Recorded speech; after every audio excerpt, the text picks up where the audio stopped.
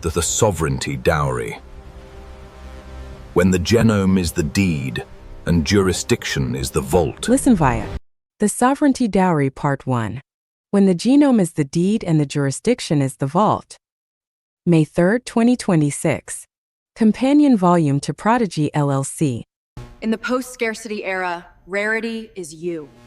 When everything is free, your genome is the only asset that remains. C. Introduction. The Last Gift. Prodigy LLC sold probability. The Sovereignty Dowry is about something older, sharper, and considerably more dangerous. It is about the parents who read the Prodigy prospectus, understood it completely, and then declined to participate. Not because they couldn't afford it, because they'd already built something Prodigy couldn't model, price, or acquire. A sovereign stack.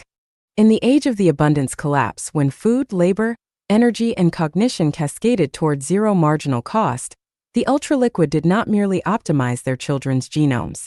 That was table stakes. That was the retail play. The Nitrogen Aristocracy bought trait futures. The genuinely sovereign built the framework that would make the trait irrelevant if the market moved against it. Because here is what Prodigy never disclosed in its S1. Genetic advantage is jurisdiction dependent. A child with a cognitive yield index in the 97th percentile, born into the wrong legal framework, is still subject to probate courts, estranged relatives, state-mandated education systems, forced tax residency, and the slow administrative liquidation of everything their genome was optimized to produce. Enhancement without sovereignty is performance inside a cage. The wealthiest cohort of the post-scarcity era understood this asymmetry before it became legible to markets. They did not ask, how do we make our heirs smarter? They asked, how do we make our heirs unclaimable? The Sovereignty Dowry is not eugenics. It is not a manifesto against editing. It is the full-stack answer to a question Prodigy only half solved. Because a child born optimized, in a jurisdiction that owns their genome data, educated in a system that pathologizes their capabilities, legally tethered to a family alliance waiting for the clock to run out, that child is not an heir. That child is an asset being slowly liquidated. The families in this book did not fear genetic mediocrity. They feared structural capture. They moved differently.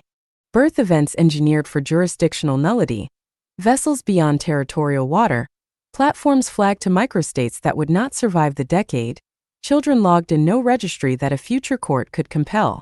Epistemics curated not by curriculum but by protocol, the child who inherits a codebase, not a catechism, a framework, not a faith. Legal architecture that treats lineage as a distributed system. No single heir, no single jurisdiction, no single point at which power could be applied to extract the estate. And yes, genetics, but as one input among many. Not the strategy, the substrate.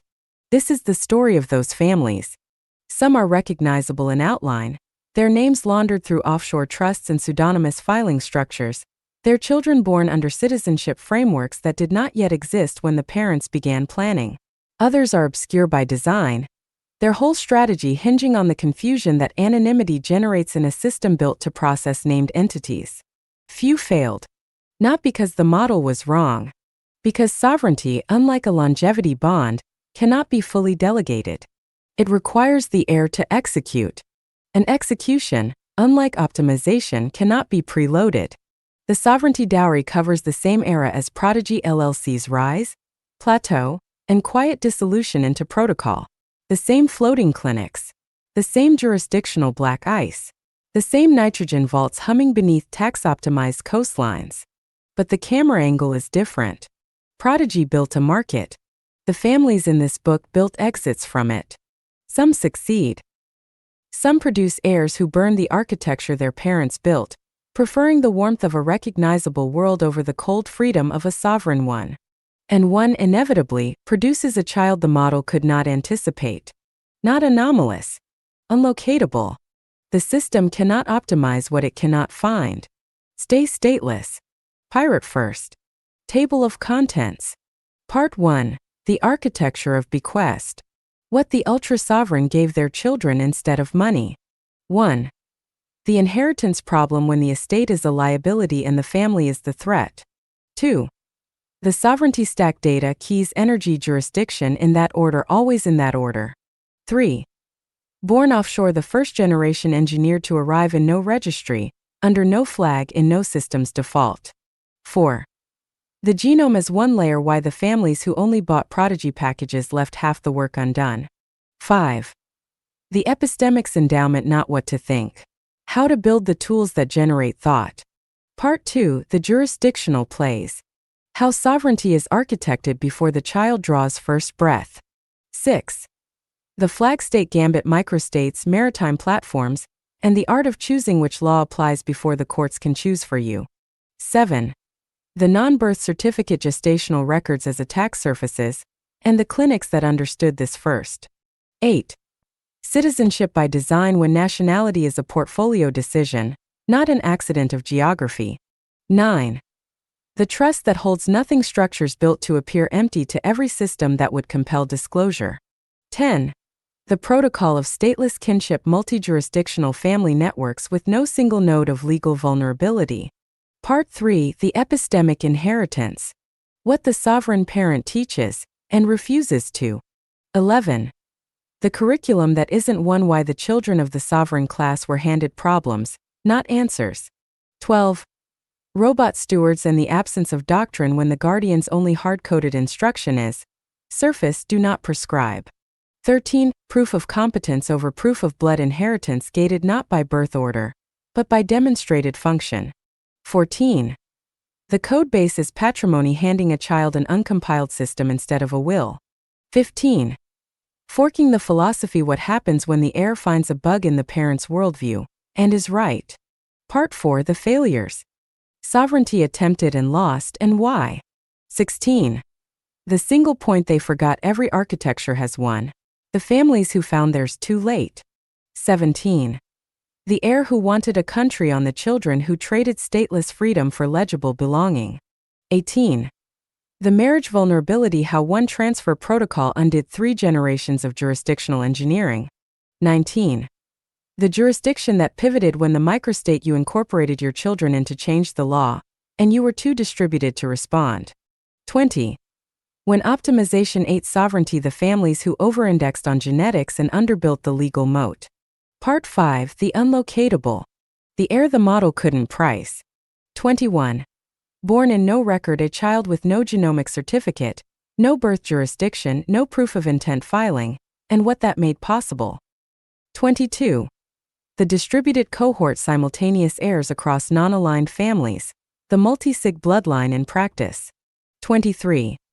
What Prodigy's engine couldn't find, not an anomaly, an absence, the asset that resists monetization by refusing to appear in the dataset. 24. Sovereignty as inheritance, the final gift is not wealth, not genetics, not even a code base. It is the structural conditions under which a human being cannot be reduced to a claim. Epilogue, the dowry letter. What one sovereign parent wrote, encrypted and time-locked for their heir's 30th birthday. Appendix. On the difference between a vault and a protocol, for those still deciding which to build. The Sovereignty Dowry is not against Prodigy LLC. It is what Prodigy's best clients were doing while Prodigy's engineers optimized the genome. Evolution doesn't optimize for profit. Sovereignty doesn't optimize for legibility. Burn the will. Ship the protocol. Pirate first. The Sovereignty Dowry. Part 1. The architecture of bequest. What the ultra-sovereign gave their children instead of money. 1. The inheritance problem. When the estate is a liability and the family is the threat. The first thing they teach you about wealth is how to accumulate it. The second thing, if you are lucky, if someone who loves you survives long enough to say it clearly, is how it kills you. Not the wealth. The structure around it. The family. In the old world, inheritance was sentiment dressed in legal language. A will. A list of names. A judge in a wood-paneled room distributing the residue of a life to the people who had waited longest for it to end. The system assumed good faith between generations. It assumed the living wished to honor the dead. It assumed that proximity, blood, marriage, decades of shared address, produced loyalty. Produced leverage. There is a specific kind of predation that does not announce itself. It arrives in the form of concern, of caregiving, of proximity maintained at precisely the moment when proximity becomes access. The elderly parent who finds, in their final decade, that their children have grown newly attentive. The artist who discovers mid-career that a spouse's interest in the work has deepened exactly as the work has become valuable. The founder who realizes, too late, that the family members who surrounded them were not an audience. They were a cue. In the pre-abundance era, this dynamic was understood but underestimated. The law provided partial remedies, trusts, foundations, contractual constraints on inheritance. But the law was slow and families were faster, and emotion was the most effective solvent ever deployed against legal architecture. A will contested in grief. A signature obtained in illness. A distribution negotiated by relatives who understood that the dead cannot argue. The abundance collapse changed the scale of the problem without changing its shape. When AI automated production and goods approached zero marginal cost, the remaining sources of concentrated value became simultaneously more abstract and more contested. You could not hoard food anymore, food was abundant. You could not monopolize information, it flowed like weather. But you could hold keys. You could hold genomic sequences. You could hold the intellectual architecture of systems that others could not replicate without you. And the moment value became abstract, the predators adapted. They stopped waiting for death. They started engineering dependency. Cashin Moreau understood this at 31. He had built, over 8 years of deliberate obscurity, a compression protocol for genetic storage that reduced cryogenic data overhead by a factor that the major vaults would eventually need to license or circumvent. He had not taken investment. He had not incorporated in any jurisdiction that would require disclosure of ownership. He had, in the language of the sovereign class, kept the source. Then his mother got sick. Not terminally, chronically, expensively, in the way that modern medicine had made possible.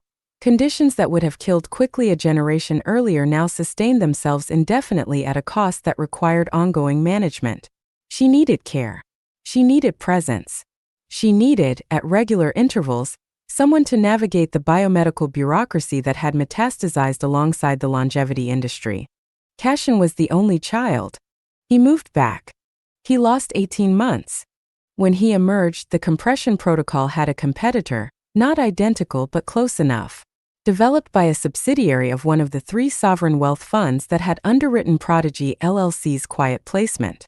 A subsidiary that shared, he discovered later, an address with a data infrastructure firm his mother's new estate advisor had recommended to him at a dinner he had not wanted to attend. He could not prove the chain. That was the design. The predation was not crude enough to prosecute. It was architectural. A series of nudges that produced, at the end of their sequence, a man temporarily separated from his work, mildly surveilled through his family's financial relationships, and in competition with a well-capitalized mirror of his own invention. He was not ruined. He was delayed. In markets built on exponential compounding, delay is the preferred weapon. He understood then what the sovereign families had understood for generations. The estate is not threatened at the moment of death. It is threatened at the moment of vulnerability. And vulnerability in a human life is not an exception. It is the schedule. Grief is a vulnerability.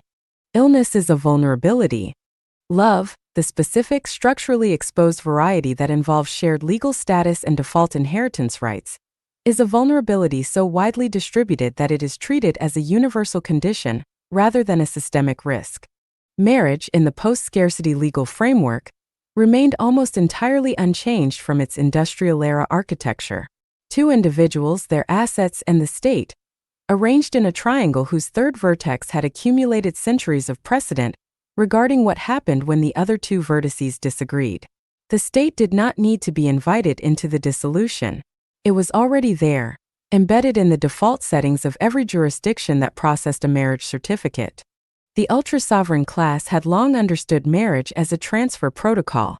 What changed in the abundance era was the directional risk. When capital was primarily material, land, factories, extractive rights, marriage moved wealth laterally between family networks of roughly equivalent class. The dynastic marriage was a merger. Both parties brought something. The resulting entity was larger than either component. When capital became abstract, protocols, keys, genomic sequences, cognitive architectures, marriage moved wealth from the person who generated it to the network that surrounded them. The generating party brought everything. The surrounding network brought proximity. Proximity, in the default legal framework, converted over time into claim. This is not cynicism. This is what the statutes say. The ultra-sovereign families did not reject intimacy. They rejected the legal infrastructure that converted intimacy into access. These are different things, though the law has historically refused to distinguish between them, preferring to treat love as a reliable proxy for aligned interest. It is not. Love and aligned interest are occasionally correlated. Over a sufficiently long time horizon, under sufficient financial pressure, they diverge. The inheritance problem has 3 components, and most people only solve one. The first component is transfer, ensuring the estate reaches the intended recipient, rather than dissipating through legal friction, tax exposure, or contested claims.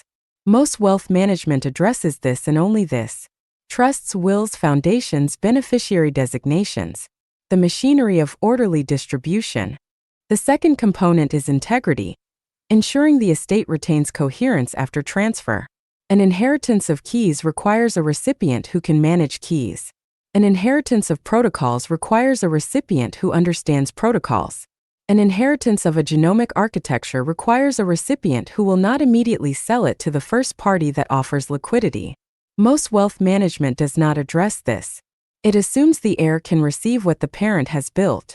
This assumption fails at the same rate that parents overestimate how much of themselves they have transmitted. The third component is the one almost no one addresses, because addressing it requires acknowledging something about family that the legal system has spent centuries refusing to formalize. The threat is not external. The threat is structural, internal, and present long before death creates the opportunity to act on it. The family is not just the intended beneficiary of the estate. It is also the primary vector through which the estate is extracted before it is ever transmitted. Not through malice necessarily. Through the ordinary mechanics of dependency, proximity, and the slow enrollment of the generating party into a network of obligations that each, individually, seem reasonable and together constitute capture.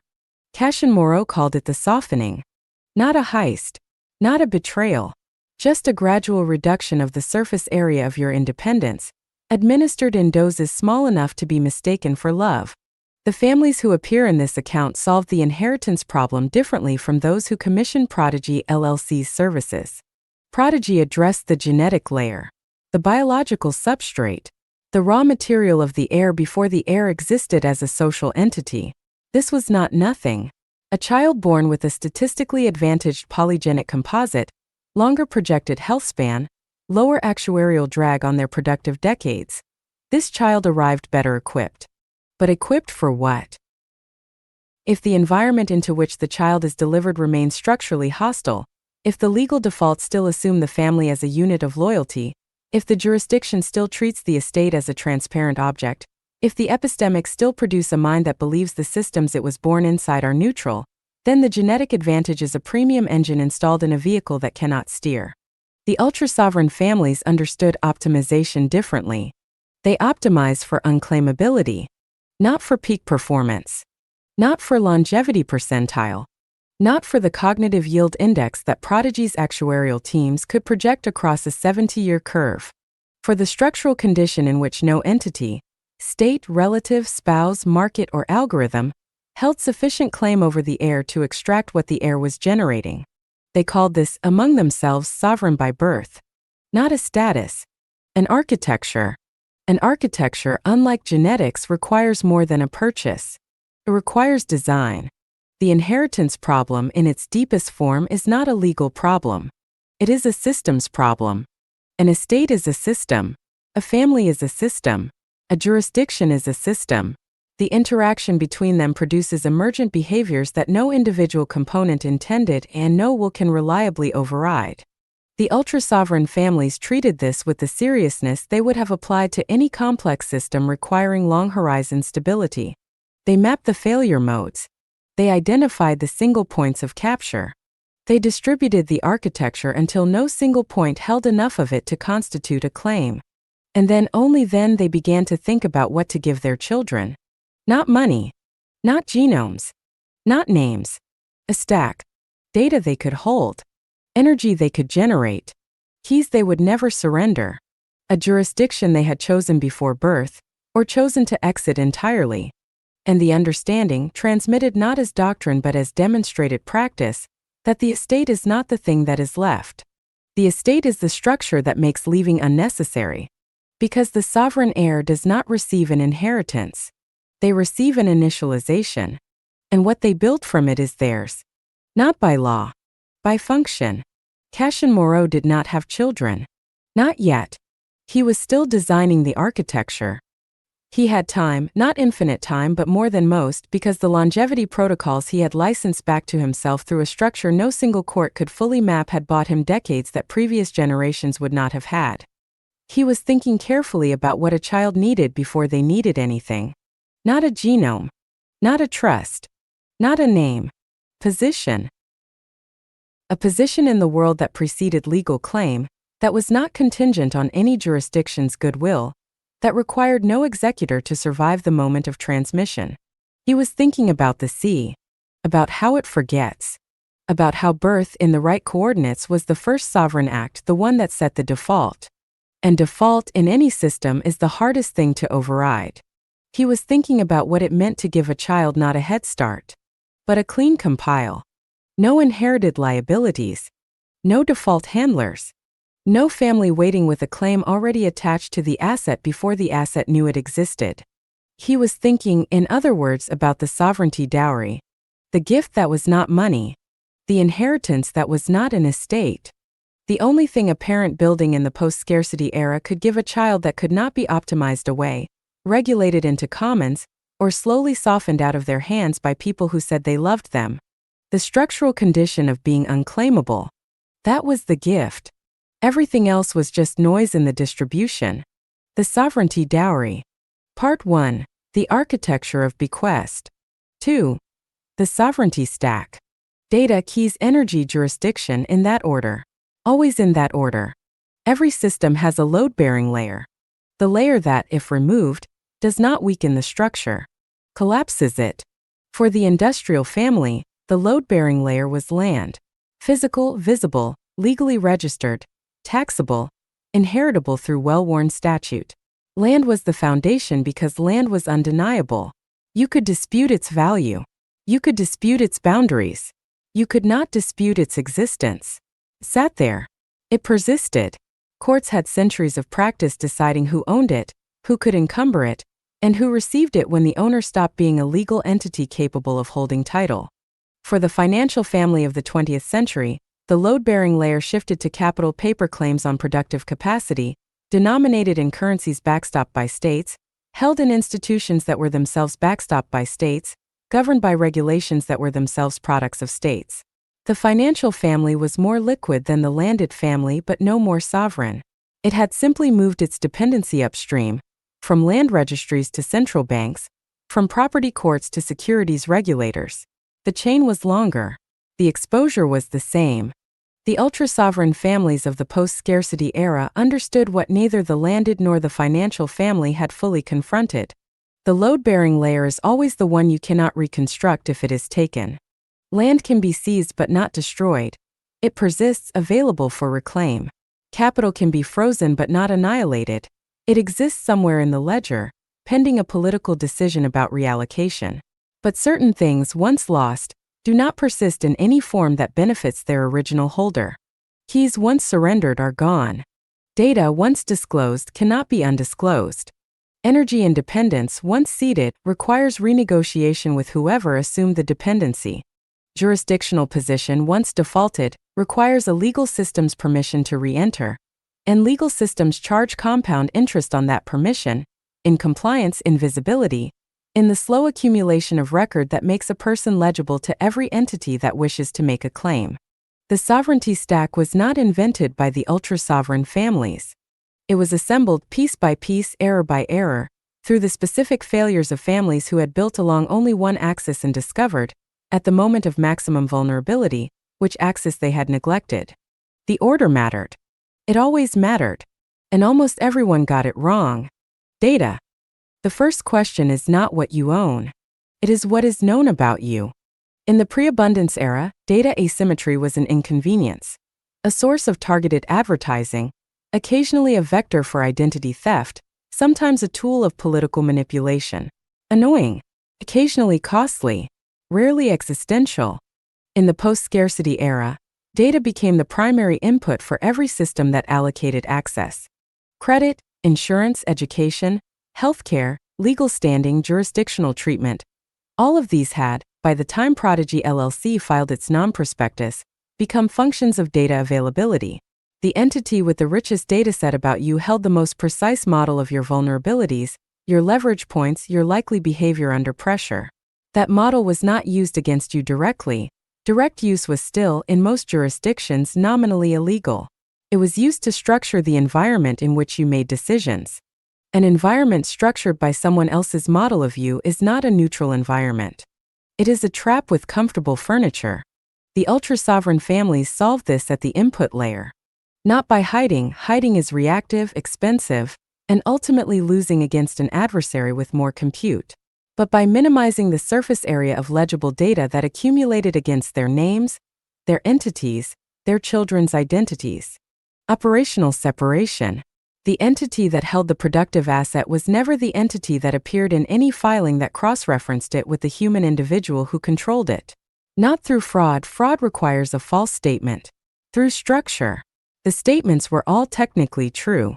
The full picture required assembling fragments from 17 jurisdictions, for filing standards, and 3 legal entity types that did not natively interoperate. Genomic data specifically was treated as a category apart. Because genomic data is not merely personal. It is heritable. A compromised financial record damages one person. A compromised genomic record damages every generation that follows. The families who had engaged Prodigy LLC's services, who had submitted donor material, consented to trait modeling, allowed digital twins of their embryonic portfolios to circulate through the vault's predictive engines, had, regardless of the contractual protections Prodigy offered, created a permanent dataset linking their biological architecture to a corporate ledger. Prodigy's terms were, by the standards of the era, generous. They were still terms. And terms can be renegotiated when the party holding the data achieves sufficient leverage, through market position, regulatory capture, or the simple passage of time that converts a startup's promises into an acquired subsidiary's inherited liabilities. The ultra-sovereign families who appear in this account made a different calculation. They treated genomic data the way cryptographers treat private keys. Not as a secret that could be kept if everyone behaved well. As an exposure that should never be created. If the data does not exist in their system, the data cannot be extracted from their system. This is not the same as refusing genetic optimization. Some of these families used optimization.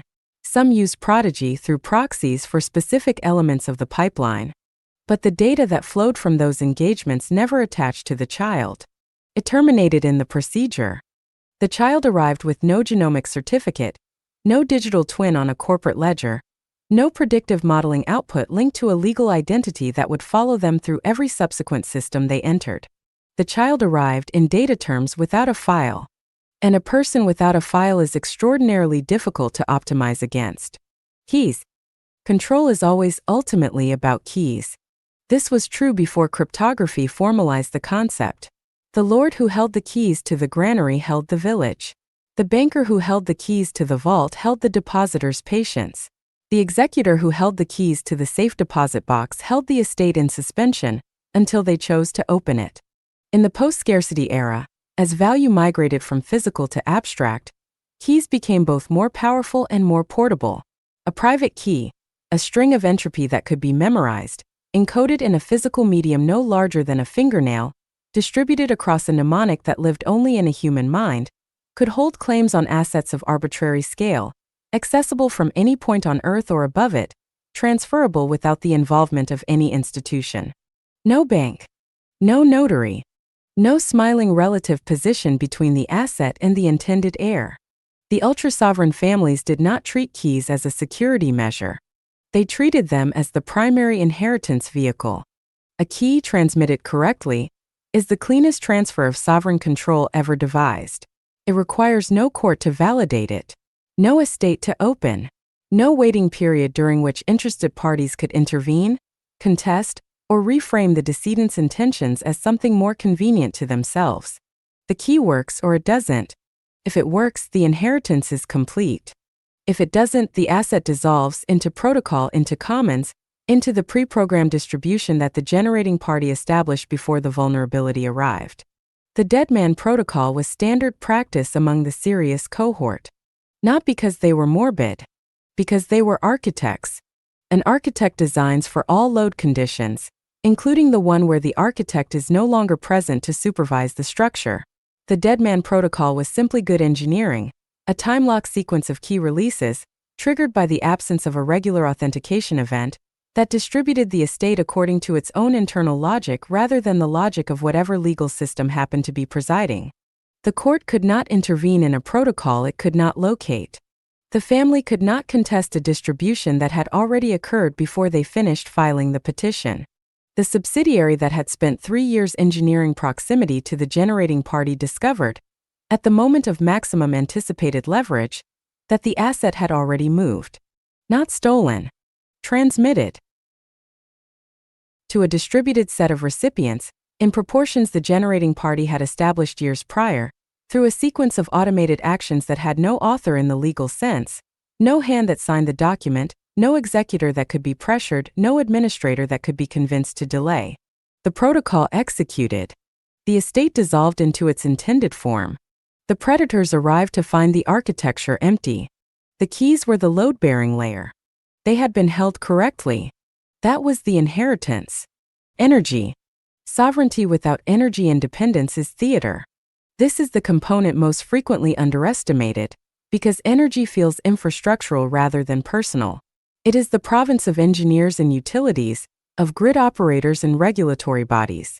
It does not feel like something a family manages. It feels like something a family consumes. That feeling is the dependency. In the abundance era, energy costs had collapsed, fusion adjacency, orbital solar, algal conversion chains that made liquid fuel a byproduct of water treatment. The grid had never been cheaper. The grid had never been more surveilled. Every draw on it left a record. Every generator attached to it was registered, inspected, licensed, and subject to the political conditions of whatever jurisdiction managed that segment of the network. The ultra-sovereign families understood the grid as a leash. A comfortable leash, loosely fitted, rarely pulled. But a leash. The maritime platforms and remote installations that appear throughout this account were not chosen for aesthetic reasons. They were not chosen because their inhabitants were romantic about isolation or hostile to modernity. They were chosen because energy self-sufficiency was a prerequisite for the other elements of the stack to function reliably. A cryptographic key is worthless in a power outage. A distributed data architecture fails when the nodes go dark. A jurisdiction carefully selected for its flexibility toward stateless entities becomes suddenly less flexible when the infrastructure provider serving the enclave receives a government order that the enclave's clients are not notified of. Energy independence did not mean primitive energy. The sovereign installations maintained generation capacity that compared favorably with small municipalities, distributed, redundant, sourced through methods that did not require ongoing relationships with regulated utilities. This was expensive. It was also, within the framework of the sovereignty stack, not optional. Because the alternative, maintaining sophisticated cryptographic and legal architecture on a foundation of grid dependency, was the structural equivalent of building a vault with an impenetrable door and no roof. The exposure is not always where you are looking. Energy was where most of them stopped looking. The families who failed, and some did fail, not catastrophically but enough to lose the element of unclaimability that had been the whole point, failed here. Not at the key layer. Not at the data layer. At the physical substrate that made both possible. A floating platform without redundant generation is a sophisticated address for a power outage. A power outage at the wrong moment is an opportunity. Opportunities, in the inheritance context, are rarely accidental. Jurisdiction. The last layer. The most misunderstood. Most discussions of jurisdictional strategy begin and end with taxation. Which structure minimizes the assessment? Which treaty network reduces withholding? Which combination of residency rules produces the longest distance between the generating party and the revenue authority with the strongest claim? This is not jurisdiction as a sovereign tool. This is jurisdiction as a discount. The ultra-sovereign families thought about jurisdiction differently. They thought about it the way a network architect thinks about routing, not where does the packet go, but what path does it take, and which nodes along that path hold power to inspect, delay, or redirect it. Jurisdiction is not a tax rate. Jurisdiction is the set of entities that can make a binding claim on you without your consent. Every jurisdiction contains a list of such entities. The state itself through taxation, conscription, regulation, criminal law. Registered institutions through contracts, licensing, the slow accumulation of compliance obligations that convert a free agent into a regulated entity. Family members in their legal capacity through inheritance statutes, dependency frameworks, the default rules that activate in the absence of explicit countermanding documentation. The ultra-sovereign families did not choose jurisdictions that had low tax rates. They chose jurisdictions that had short lists. Or, in the most sophisticated cases, they chose positions between jurisdictions, the maritime gap, the regulatory blind spot, the entity structure that spanned enough frameworks that no single one could claim it completely. The jurisdiction game, as Prodigy's cartographers understood it, was about placing procedures in the most permissive available environment. The sovereignty stack version of the same game was different in objective. Prodigy sought permission. The ultra-sovereign sought the absence of prohibition, which is not the same thing, and the difference compounds over generations. A jurisdiction that permits a thing can withdraw that permission. A jurisdiction that simply has no framework for a thing cannot enforce a prohibition that does not exist. The most durable positions were not in the most permissive states. They were in the gaps. And the gaps in the post-scarcity era were not empty. They were occupied by families who had arrived early and structured carefully. The order of the stack was not arbitrary. Data first, because without data discipline, every other layer is compromised before it is built. The adversary who knows your architecture can find its load-bearing points. The adversary who cannot model you cannot target you. Keys second, because control without cryptographic certainty is permission granted by someone else and revocable by them. The key is the only form of control that does not require ongoing institutional cooperation to maintain. Energy third, because the first two layers are abstract and abstractions require physical substrate. A protocol running on borrowed power is running on borrowed time. Jurisdiction fourth, not least but last, because jurisdiction is the frame within which the other three operate, and the frame must be selected after the contents are known. The family that chose jurisdiction first, and then tried to fit their data discipline, key architecture, and energy independence into whatever framework they had selected for tax efficiency, almost always found that the frame was wrong for the contents. The order was a discipline, not a sequence of construction necessarily, a sequence of priority. When something had to give, and something always had to give in the compressed timelines of the post-scarcity era, where regulatory environments shifted faster than most families could respond, the stack told you what to protect first. Data. Always data. Because everything else can be rebuilt if the data layer is clean. And nothing else can compensate if it isn't. Yael Farrand had built her stack over 11 years, starting from a position of almost nothing. No inherited capital, no family network, no jurisdictional advantage. A mathematician by training, a protocol architect by necessity, she had assembled the 4 layers in precisely the order they demanded, funding each from the one before it, structuring each to protect the one before it. She was 43. Her stack was, by any reasonable assessment, complete.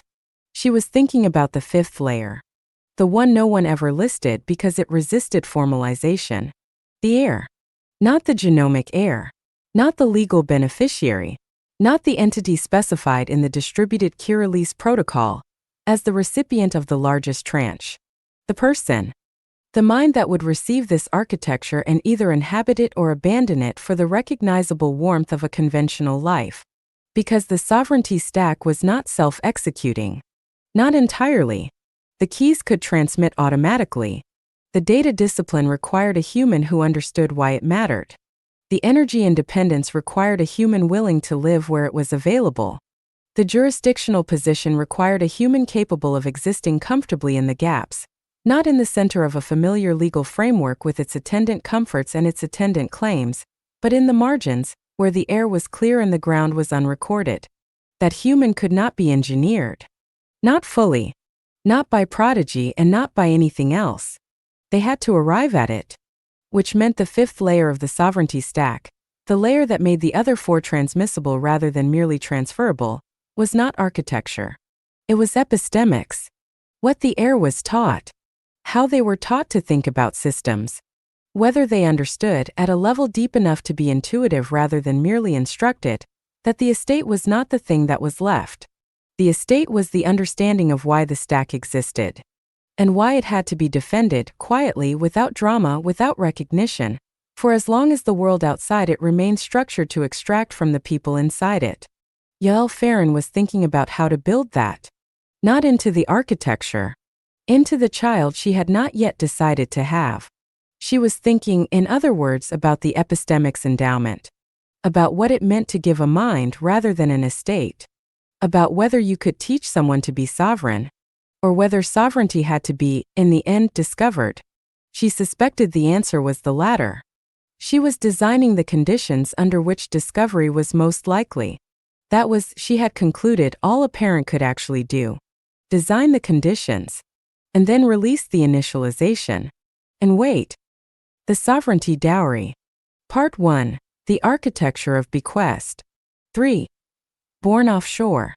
The first generation engineered to arrive in no registry, under no flag, in no system's default. The first breath is a filing. No one tells you this. They tell you it is a miracle. They tell you it is the beginning of everything. They hand you the child and the weight of it, that specific gravity of a new person dense with possibility, and the last thing anyone says in that room is, "Congratulations, you have just created a legal event." But that is what has happened. Before the cord is cut, before the first sound, before the body understands that it is separate from the body that made it, the jurisdiction has already extended its claim. The hospital files, the municipality records, the state indexes, the identity document that will follow this person through every border crossing, every financial relationship, every encounter with every system that allocates access based on verified origin, that document begins accumulating its data in the first minutes of the first hour of the first day. The child has not yet opened their eyes. They are already in the ledger. This is not sinister in the conventional sense. The ledger was built to protect, to ensure the child could be found if lost, treated if sick, educated if neglected, counted if governed. The ledger is the infrastructure of care, and it functions in the majority of cases more or less as intended. But the ledger is also the infrastructure of claim. And claim does not distinguish between care and capture. It simply records the position.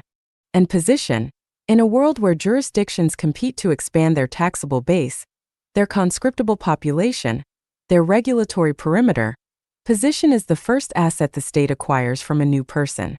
Before the person can consent, before they can refuse, before they understand that consent was ever a relevant variable. The ultra-sovereign families looked at this sequence, the birth event, as an automatic enrollment in a jurisdiction's default settings, and asked a question that the conventional wealth management literature had never posed with sufficient seriousness. What if the first filing never happened? Maritime law is old. Older than most of the states that now invoke it. Older than the concept of nationality as a stable administrative category. The sea has been a legal problem for as long as humans have sailed far enough to leave one authority's reach without entering another's. The solutions that accumulated over centuries of maritime jurisprudence were pragmatic, inconsistent, and full of exactly the kind of ambiguity that the sovereign families found useful. Flag state doctrine established that a vessel operated under the law of the nation whose flag it flew. The vessel was, in a limited but legally operative sense, a mobile fragment of that nation's territory. A berth aboard such a vessel was, in theory, a berth within the flag state's jurisdiction. In theory. In practice, the doctrine frayed at its edges in ways that had never been fully repaired, because the states with the most interest in repairing it, the large maritime nations whose citizens occasionally gave birth at sea, had other priorities, and the states with the most flexible flag registries had strong financial incentives to keep the ambiguity intact. A vessel registered to a microstate with a 3-person parliament and a generous flag registry program occupied a peculiar legal position. Its flag state's birth registration framework was, in several documented cases, functionally non-existent, a statute on paper, a form with no submission pathway, a record that would be filed with an office that had not been staffed since the previous administration. The birth had a jurisdiction and name. In practice, it had none. And a birth with no functional jurisdiction produced a person with no default enrollment, no automatic nationality, no inherited tax residency, no starting position in any system's ledger unless the parents chose to create one. The choice was theirs. For the first time in the history of the family as an institution, the default could be declined. The planning began, for the serious cohort, approximately 3 years before the intended birth. Not because the logistics required 3 years, though they were not simple. Because the architecture required 3 years. The vessel had to be selected, not purchased necessarily, since ownership created its own paper trail, but controlled through a structure clean enough to withstand the eventual scrutiny that any unusual birth event would attract. Self-sufficient in generation, capable of extended operation beyond territorial waters, equipped with medical infrastructure that matched or exceeded what a mid-tier private clinic could offer. The genomic work, where it occurred, had to be completed and terminated before any element of it attached to an identity. Procedures conducted through proxy entities, data terminating at the clinical interface, no digital twin surviving the procedure in any form that could be subpoenaed by a future court attempting to establish the child's biological provenance for inheritance purposes. The legal architecture had to be assembled in advance of the birth, not afterward, when the pressure of a new child and a contested jurisdictional status would compress decision-making and invite error. The entities that would hold the child's future assets, the key structures that would transmit them, the jurisdictional positions that would shelter them, all of this had to be operational before the birth event, because the birth event itself was the initialization, and an initialization into a pre-existing architecture was categorically different from an initialization into a vacuum that well-meaning but interested parties would rush to fill. Nature and law both abhor an unstructured space. The sovereign family structured the space first. Then they filled it. Celine Okafor-Voss arrived on a vessel registered to an entity incorporated in a jurisdiction that had, 6 months prior to her birth, quietly amended its administrative code to reclassify certain categories of maritime birth as falling under voluntary registration rather than automatic enrollment. The amendment had been drafted by a legal team whose fees had been paid through a foundation whose beneficial ownership was distributed across 11 nodes, none of which individually constituted a controlling interest under the applicable disclosure thresholds. The amendment was not secret. It was simply unnoticed. Small jurisdictions amend administrative codes constantly. The amendments are published technically, in official gazettes that no one reads, in languages that no international monitoring body routinely translated, in categories of regulation that attracted the attention of neither human rights organizations nor financial regulators. The amendment existed. It was findable. No one found it until it was relevant. And by the time it was relevant, it had served its purpose. Celine was born at 3:47 in the morning, local time undefined because local time has no meaning at coordinates where no local authority holds jurisdiction, in a delivery suite that occupied the converted main cabin of a vessel that smelled of filtered air and ocean, and the particular chemical neutrality of high-end medical equipment kept in a low-humidity environment. The attending physician held licenses from 4 jurisdictions. None of them were the flag state. The flag state's licensing board did not have a functional website. The birth was attended, recorded in the vessel's log, as maritime tradition required, and otherwise undocumented. No hospital record. No municipal filing. No national registry entry. Celine Okafor-Voss arrived in the world as a biological fact and a legal question mark. Her parents had prepared for both. The legal question mark was not, contrary to what most people assumed when they first encountered this architecture, a permanent condition of vulnerability. It was a temporary condition of optionality. The child born into no default jurisdiction had not been deprived of legal identity. They had been given the time, measured in months, occasionally years, to acquire a legal identity through deliberate selection rather than geographic accident. This distinction matters enormously.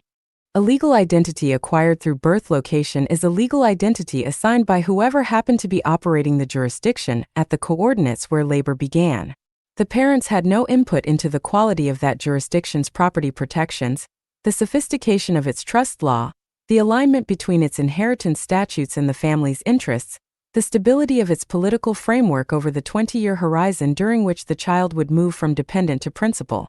They simply arrived, and the jurisdiction claimed them. A legal identity acquired through deliberate selection, through the studied assessment of available frameworks, the consultation of advisors who had spent careers mapping the interaction between the child's likely asset profile and the most favorable available legal environments, was a different kind of thing entirely. It was a tool rather than an assignment. And tools can be changed when they stop working. Assignments are considerably harder to revise. The selection process for the child's initial legal identity was, among the serious cohort, treated with the same rigor applied to the genomic and data layers of the stack. Several jurisdictions that offered citizenship or legal residency through investment or treaty mechanisms were evaluated not primarily for their tax treatment, that was a secondary consideration, but for the specific characteristics of their inheritance law, their enforcement cooperation treaties, the depth of their administrative capacity to respond to foreign court orders, and the historical stability of their political relationship with the jurisdictions most likely to generate adverse claims. The ideal jurisdiction for the child's initial identity was not necessarily the ideal jurisdiction for the child's asset holdings. These were frequently separated deliberately because concentrating legal identity and asset position in a single framework created a single point of capture. The jurisdiction that held the child's identity had no claim on assets held in a different framework. The jurisdiction that held the assets had no automatic standing to make claims on a person whose identity it did not recognize. The interaction between two jurisdictions, neither of which had complete visibility into the other, produced a gap. The child lived in the gap. Comfortably. Invisibly. The question that well-meaning critics always raised at this point was the question of welfare. What about the child? The concern was genuine and its expression was consistent. A child born into jurisdictional ambiguity was a child without the protections that the state provided. Without access to public health care, public education, the social safety infrastructure that, in the abundance era, had become genuinely comprehensive in the jurisdictions that had implemented universal basic provisioning. The ultra-sovereign families had a response to this, and it was not callous. They had simply run the calculation. The protections offered by state enrollment were real. The claims attached to state enrollment were also real. The families had concluded that they could provide the protections privately, healthcare, education, social scaffolding, the material conditions of a secure childhood, at a quality that exceeded what any state system offered, and without the attached claims. This conclusion was available only to families with sufficient resources to make it true. The ultra-sovereign families had those resources. They did not pretend the model generalized. They did not argue that it should. They argued, more narrowly, that for a child born into a context where private provision was genuinely superior, and where state enrollment carried specific and documentable risks to the integrity of the data layer, risks to the jurisdictional position, risks to the key architecture that would make the child's eventual sovereignty functional, the trade-off was not between protection and exposure. It was between two kinds of protection. One provided by institutions whose interests were aligned with their own. The other provided by institutions whose interests were aligned with the state's. They chose the former. There was a secondary architecture that the most careful families built around the birth event, and it addressed a risk that the legal and data planning did not fully cover. The biological risk. A child born at sea, in the most technically sophisticated floating delivery suite available, was still a child born outside the immediate reach of a major hospital system. The medical infrastructure aboard the Sirius vessels was extraordinary by any reasonable standard. The attending physicians were specialists, the equipment was current, the protocols were more rigorous than most private hospitals maintained. But medicine is a field in which the tail events are what kill you. The unexpected complication. The cascade that no pre-procedure model had flagged. The moment when the best available equipment and the most qualified available hands are not enough, and the next closest resource is an air transfer away, and the air transfer requires coordination with a maritime authority that has its own procedural requirements and its own timeline. The Sirius cohort did not ignore this. They built redundancy into the medical layer the same way they built redundancy into the energy layer and the key architecture. Multiple physicians. pharmaceutical inventories that covered the full range of obstetric emergency protocols, agreements with Air Medical Services whose response pathways had been pre-negotiated and pre-funded, with discrete billing structures that did not create records linking the birth event to a specific identity, transfer protocols that could move the birth to a land-based facility if the situation required it, with pre-established cover narratives that explained the transfer without creating the jurisdictional footprint the offshore birth had been designed to avoid, and genomic health screening conducted in advance that had reduced the probability of certain categories of complication to the floor of statistical irrelevance. This last element was where the Sovereignty stack intersected with Prodigy LLC's services, in a way that the serious cohort acknowledged without advertising. The genomic work was not about optimization. It was about risk reduction. The distinction was philosophically important and practically blurry. Reducing the probability of a catastrophic obstetric complication by selecting among embryos whose genomic profiles suggested lower relevant risk factors was, technically, optimization. The outcome being optimized was simply more conservatively defined than Prodigy's marketing language preferred. Not height. Not cognitive yield index. The probability of surviving the birth event in a context where institutional backup was 20 minutes away rather than immediately adjacent. The serious cohort was not sentimental about this. They wanted the child. They had constructed an architecture that required the child to arrive cleanly, without complications that would force choices between the birth event's medical management and its jurisdictional management. They had reduced the probability of that conflict. Then they had planned for it anyway. Because architects plan for the structure's failure modes, even the ones they have made unlikely.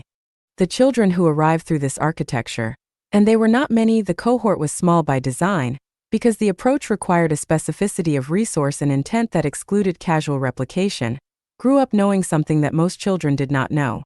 Not that they were special. Not that they were superior. That they were optional. Optional in the sense that their presence in any given system was a choice rather than a default. Optional in the sense that their relationship to any given jurisdiction was selected rather than assigned. Optional in the sense that the claims that systems made on them, tax claims, military claims, regulatory claims, the soft claims of social expectation and institutional pressure, were claims they were structurally positioned to evaluate rather than automatically accept. This was not arrogance. Arrogance assumes superiority. This was something more precisely calibrated. The understanding that systems are not natural environments. They are built environments. And built environments can be entered, navigated, exited, by people who understand they are built. The children who did not have this understanding, the children born into the default enrolled automatically, assigned their jurisdictional position before they could speak, were not inferior. They were simply positioned differently. They had started inside the built environment and had been taught by the environment itself to treat its walls as geography. The children born offshore had been positioned outside. They could see the walls, which meant they could see the doors. Celine Okaforvas was 7 years old when she asked her mother why they moved so much. Not complaining, asking. The way she asked everything, with the flat empirical curiosity of a child who had been raised to treat questions as the primary mode of engagement with the world, rather than as a social risk to be managed. Her mother, who had spent 11 years building a sovereignty stack of sufficient elegance that even the lawyers who had helped construct it occasionally missed elements of it, thought for a moment about how to answer. She did not reach for the ideological explanation.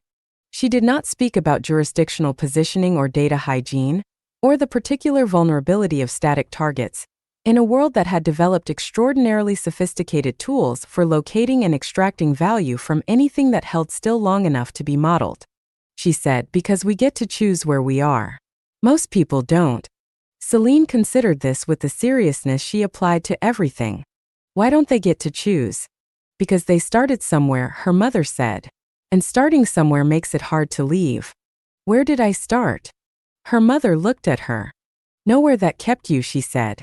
That was the point. Celine thought about this for a long time. Not unhappily. With the particular quality of attention she brought to problems that did not resolve cleanly. The problems that stayed open. The ones worth caring. She was, her mother thought, going to be fine. Not because of the genomic work, though that had been done carefully. Not because of the key architecture, though that was elegant. Not because of the jurisdictional position, though that was sound. Because she had absorbed at 7, without being told it explicitly, the thing that the entire stack was designed to make possible.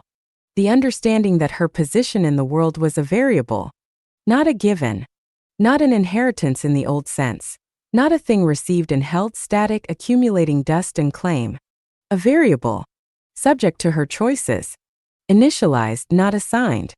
That was the birth offshore finally understood. Not an absence of origin. A beginning without a predetermined destination. A clean compile. Running on no one else's default settings. Ready for whatever instructions came next. The Sovereignty Dowry. Part 1. The Architecture of Bequest. 4. The genome as one layer.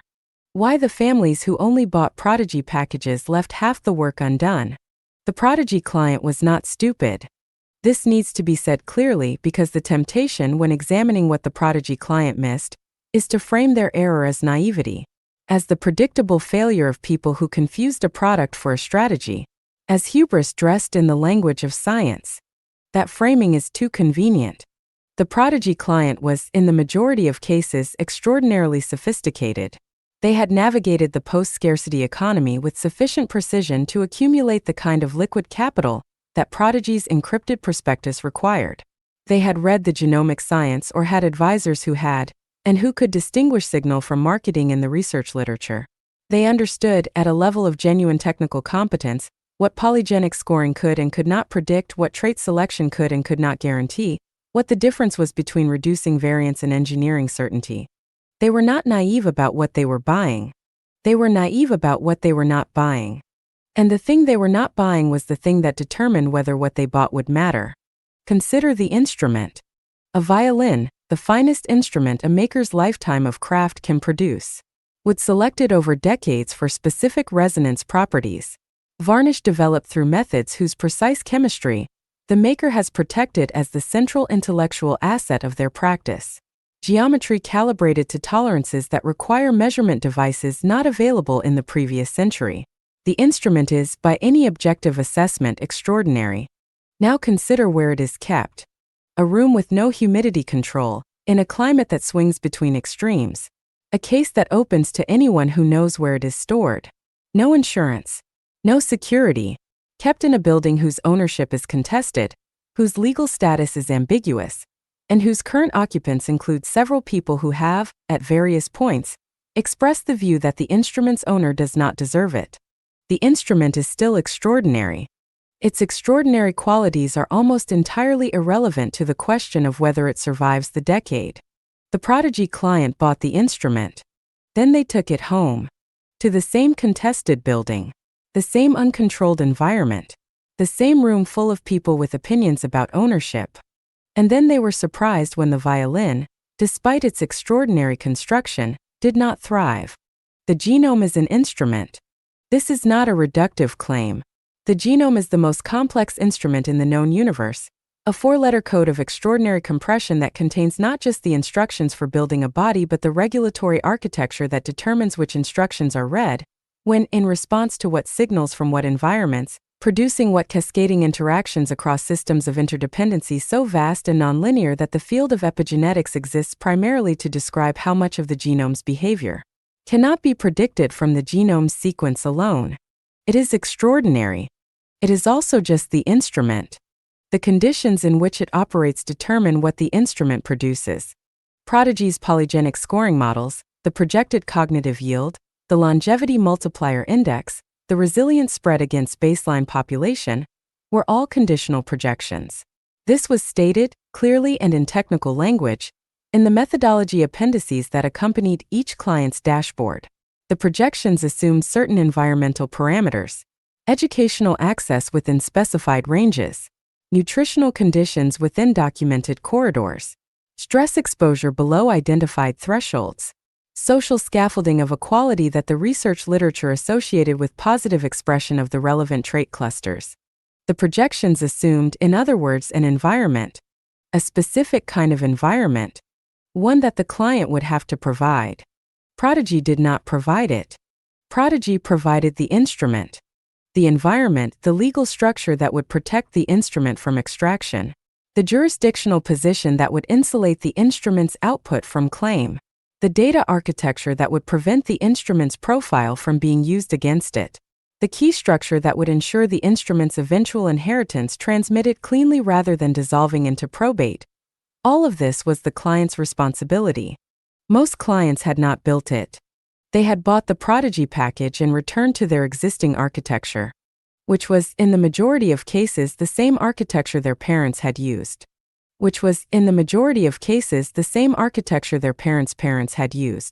Which had been designed for a world in which the primary threat to inherited advantage was economic volatility, not systemic extraction.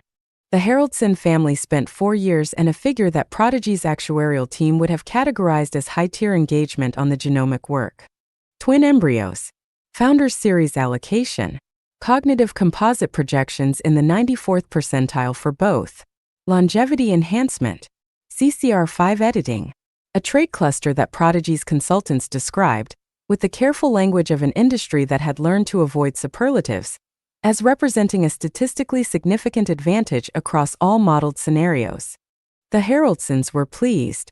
They were also, at the time of the twins' birth, operating within a legal architecture that had not been substantively revised in 40 years.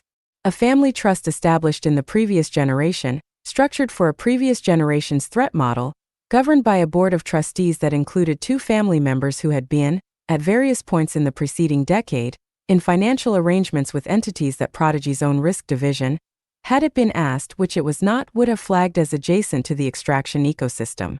The twins were born optimized, into an unoptimized container. Not immediately catastrophically. The extraction was slow. It is always slow. The first trustee decision that did not quite align with the twins' long-term interests seemed reasonable in isolation. A liquidity event that the majority of the board found necessary given certain market conditions.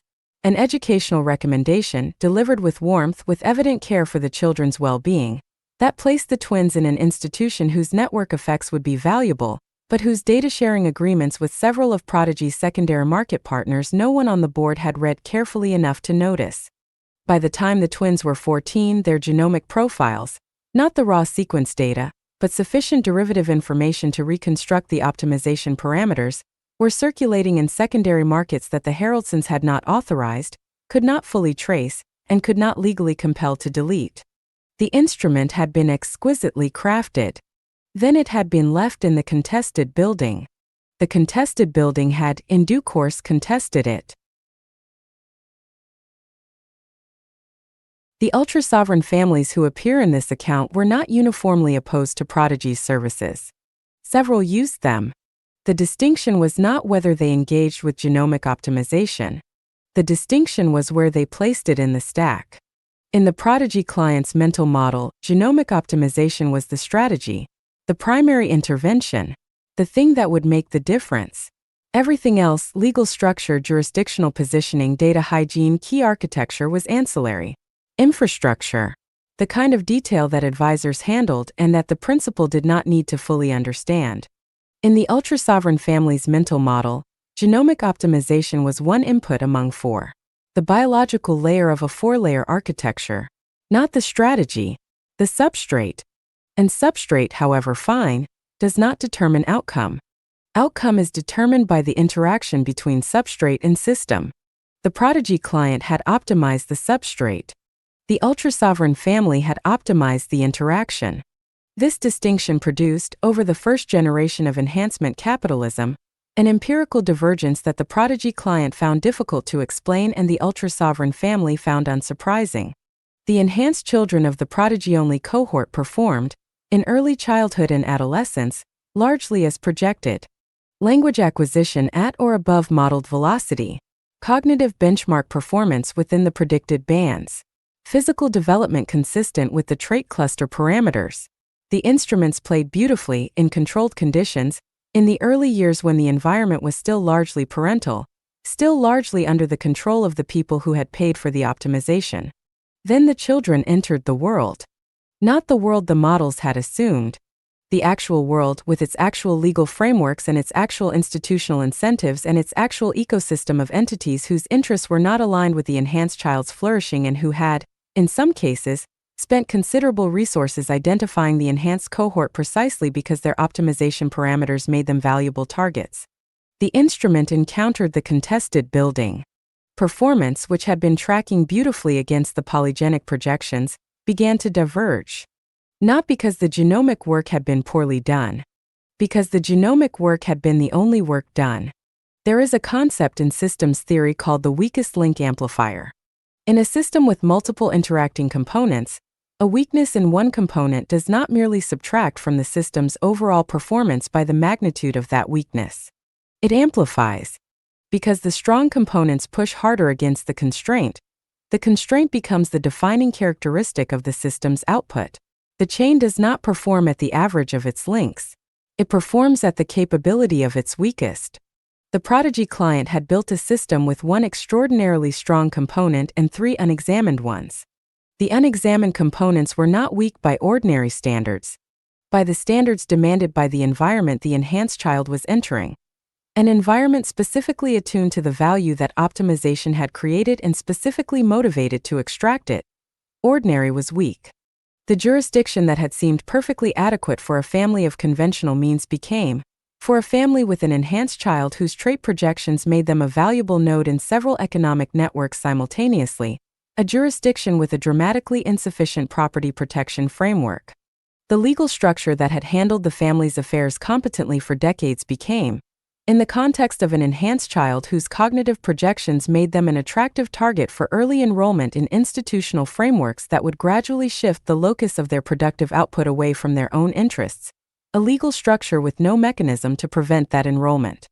The data hygiene that had been sufficient for a family without a genomic profile on a corporate ledger became, for a family whose optimization parameters were now accessible to secondary markets through the licensing arrangements Prodigy had embedded in the fine print of its consent architecture, data hygiene that was missing the primary dataset it needed to protect. The weakest links amplified. The strong component, the genome, produced outputs that the system then failed to protect. The enhanced child worked harder, navigated more skillfully, demonstrated precisely the capabilities the polygenic scoring had projected. And the extraction ecosystem captured more of the output than in the unoptimized case because there was more to capture. The optimization had not protected the child. It had made the child more valuable to the wrong parties. Kofi Annan du Plessis encountered this argument for the first time at 38, in a conversation he had not sought and would not forget. He had spent 6 years working inside one of Prodigy's secondary market analytics partners, the kind of entity that processed anonymized cohort performance data and produced the actuarial outputs that Prodigy's longevity bond clients used to price their instruments. He understood the data flows. He understood the optimization parameters. He had spent those 6 years building models that predicted, with increasing precision, which enhanced children would produce the most extractable output over a 20-year horizon.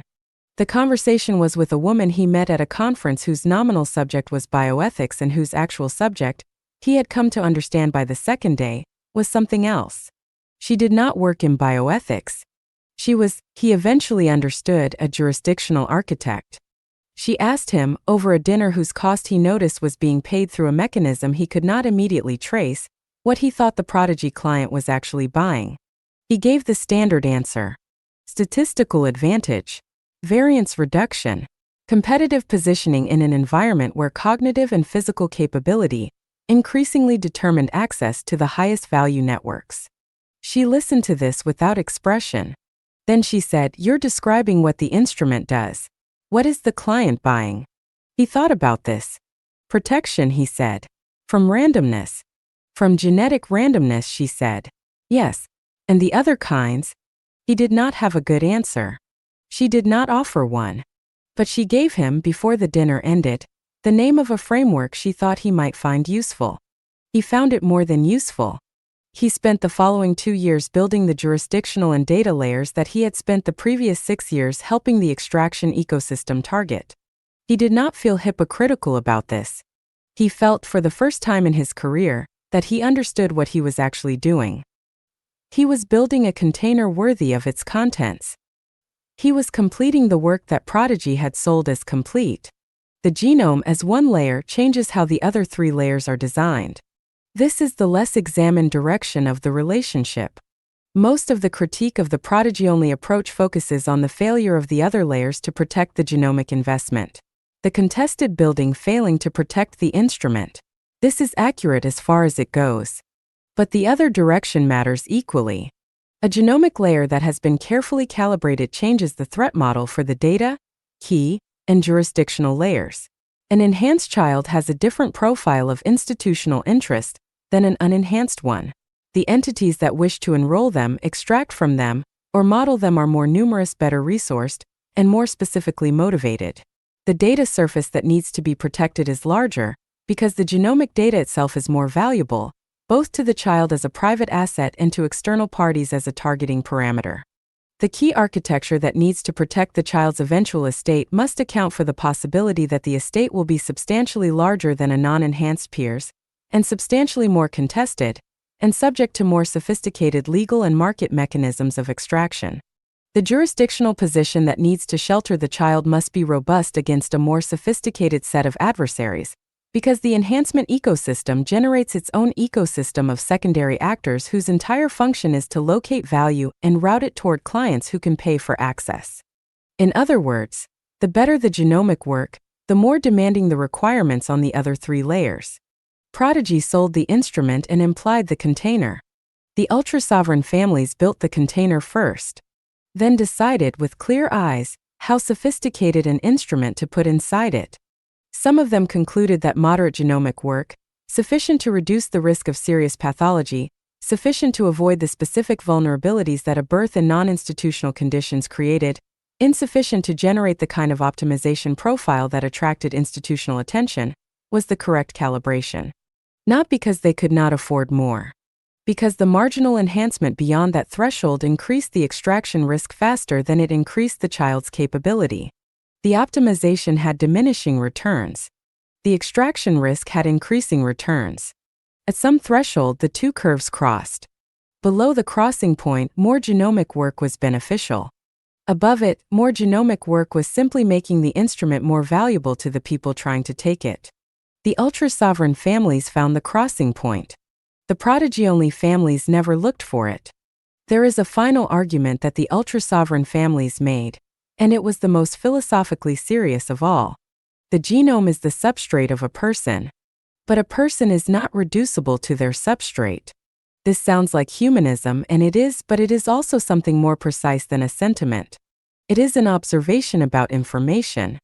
A child with a high projected cognitive yield is a child with a higher than average probability of producing, under specified environmental conditions, outputs that the modeling framework associates with cognitive performance. The modeling framework was trained on a historical dataset. The historical dataset reflects the conditions that obtained during its collection period. The conditions that will obtain during the child's productive decades are not identical to those conditions. They may be radically different. The genome that was optimal for the environment Prodigy's models assumed may be suboptimal, or actively disadvantageous, for the environment that actually arrives. This is not a hypothetical. It is the central finding of embryo number 7349. The genome that refused optimization was not a failed genome. It was a genome that had been evaluated against the wrong fitness landscape. The ultra-sovereign families had absorbed this finding before it became public, some of them because they had access to Prodigy's internal research through channels that Prodigy had not intended to be accessible, others because they had arrived at the same conclusion independently through their own analysis of what optimization could and could not guarantee. They had concluded that the genome was one input into a system whose other inputs, the legal environment, the data environment, the jurisdictional position, the epistemics of the child's formation, were at least as determinative of outcome and considerably more controllable. They could not know what genome the future would reward. But they could know, with reasonable confidence through careful design, what legal structure would protect whatever the child became, what jurisdictional position would shelter whatever output the child produced, what key architecture would transmit whatever estate the child accumulated. They could not optimize for the future, but they could build a container that was flexible enough to hold many futures. That was the sovereign approach. Not the best instrument. the best container. And then, within those constraints, the best instrument they could responsibly build, responsibly meaning, aware of the crossing point, aware of the extraction gradient, aware that above certain optimization thresholds the genome stops being an advantage and starts being a beacon. One layer. Load-bearing. But one. Kofi Anane du Plessis had a daughter at 43. He did not use Prodigy's services.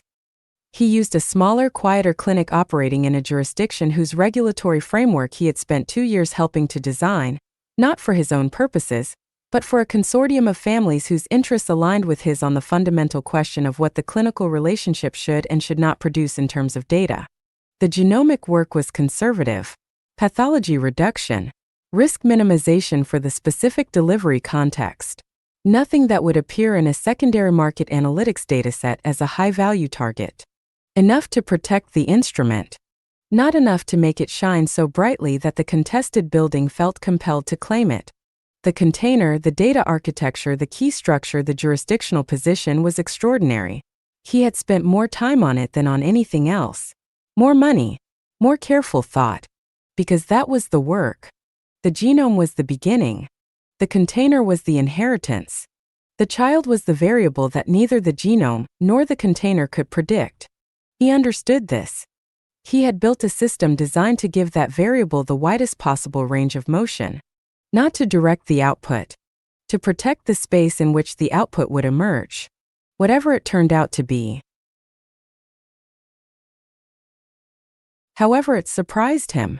However, it failed to match the probability surfaces he had, despite everything he knew about their limitations, quietly run in the first weeks after her birth. The instrument was not the point. The point was that whatever music she made would be hers. Not the markets. Not the families. Not the jurisdictions. Not the extraction ecosystems, with its secondary markets and its anonymized performance data, and its actuarial models trained to locate value and route it toward clients who could pay for access. Hers. That was what the sovereignty stack protected. Not the genome. The person who would grow inside it. And the irreducible, unmodelable, optimization-resistant fact of what that person would choose to do with the extraordinary, contingent, one-time gift of being alive. The Sovereignty Dowry. Part 1. The Architecture of Bequest. 5. The Epistemics Endowment. Not what to think. How to build the tools that generate thought. Every parent transmits a framework. Most do not know they are doing it. The framework arrives not in what is said but in what is assumed. In which questions are treated as settled and which are treated as open. In whether the adults around the child model certainty or inquiry. In whether the child learns by observation that the world is a place to be understood or a place to be navigated. And whether navigating and understanding are presented as the same activity or as alternatives between which a person must eventually choose. The framework arrives in the structure of explanation. In whether the answer to why is because that is how it works or because that is how the people with power over this domain have decided it should work, and here is the machinery of that decision, and here is how the machinery could be otherwise. It arrives in the emotional valence assigned to uncertainty, whether not knowing is a gap to be filled by deference to authority, or a space to be inhabited with patience while the tools of inquiry do their work. It arrives in what the child sees the adults around them do when they encounter a system, whether they comply reflexively, contest selectively, or examine structurally before deciding which of the three is appropriate. All of this is the epistemics endowment. It is transmitted whether or not anyone intends to transmit it. The ultra-sovereign families understood that the epistemics endowment was the most powerful element of the stack, and the most easily corrupted, because it was the element most vulnerable to the parents' own unexamined assumptions, and unexamined assumptions are the primary vector through which the old world replicates itself inside the new one. They had built extraordinary containers. They had, with varying degrees of success, placed appropriate instruments inside them. And then they faced the deepest engineering problem of the entire project. How do you transmit a way of thinking without transmitting a doctrine? How do you give a child the tools to examine systems without giving them a system of examination that becomes, over time, its own uncritical orthodoxy? How do you raise a sovereign mind?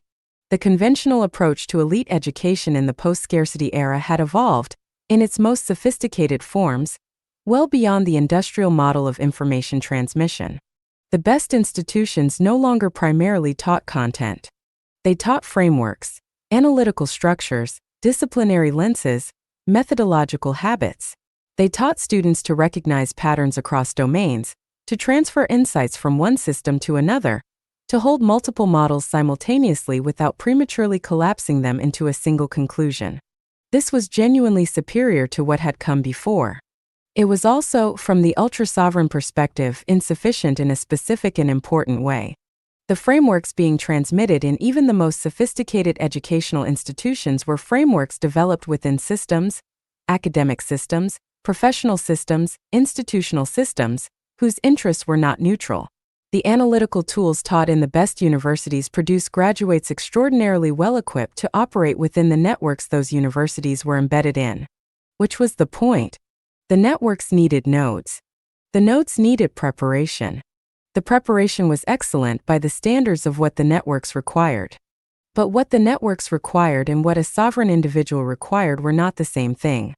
The network-trained analyst was skilled at operating within existing structures, at identifying inefficiencies and proposing optimizations, at arguing within established frameworks using established standards of evidence and established definitions of what constituted a valid conclusion.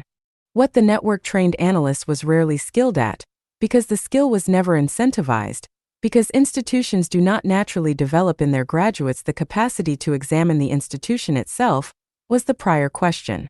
Whether the framework itself was worth operating within. Whether the structure was sound at the load-bearing layer. Whether the efficiency being optimized was an efficiency worth having. The ultra-sovereign families wanted something different. Not graduates of existing systems. Architects of new ones. And architects, unlike graduates, must be able to examine the foundation before they build. The epistemics endowment had, among the families who had thought most carefully about it, 3 distinct components. They were not sequential. They were simultaneous, mutually reinforcing, and the absence of any one of them produced a characteristic failure mode that the families had observed, with varying degrees of sympathy, in the children of those who had attempted partial versions of the approach. The first component was structural literacy, the capacity to read a system as a system, to see, in any institution, any legal framework, any social arrangement, any market mechanism, the decisions that had produced it and the interests those decisions served. Not cynically. Cynicism is the error of assuming that all systems serve malign interests, which is as lazy as assuming they are neutral. Structurally, with the flat empirical curiosity of an engineer examining a bridge, not whether the bridge is good or bad, but where the load is distributed, what the failure modes are, and whose interests were reflected in the design decisions that made it this bridge rather than some other. Structural literacy could not be taught through a curriculum, could only be modeled. The child learned to read systems structurally by watching the adults around them read systems structurally. By observing in real time the process of a sovereign mind encountering an institution, the pause before compliance, the question before assumption, the habit of asking who decided this, and why then, and what would it look like if it were otherwise before asking how do I operate within it. The failure mode produced by structural literacy without the second component was a specific and recognizable pathology, the child who could see the bars of every cage but had no tool for deciding which cages were worth the shelter they provided. Critique without construction. Analysis without action. The adolescent who was sophisticated enough to identify the contradictions in every available system, and too underdeveloped in the second component to build or inhabit any alternative. These children were, in the family's private assessment, the most painful failures, not because their analytical capacity had been wasted, but because it had been activated without the complementary capacity that made it productive rather than merely corrosive. The second component was generative competence, the capacity to build, not merely to evaluate. This was not a technical skill in the narrow sense, though it often expressed itself through technical domains because technical domains provide immediate, unambiguous feedback on whether what you have built works. Code runs or it does not. A structure stands or it does not. A key decrypts or it does not.